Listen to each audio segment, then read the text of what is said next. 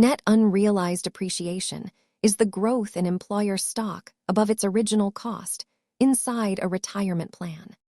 Appreciation means the shares became more valuable than the amount originally counted as their cost basis.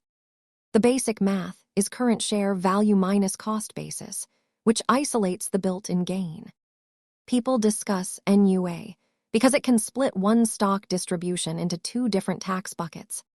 The main difference is whether stock appreciation stays visible or gets folded into later retirement withdrawals. In this simplified example, most of the stock value comes from gain rather than the original cost basis. The rule can be useful, but the result depends on basis, gain size, age, and distribution details. Net unrealized appreciation explains how employer stock gains may be taxed differently. Learn the rules before making plan decisions.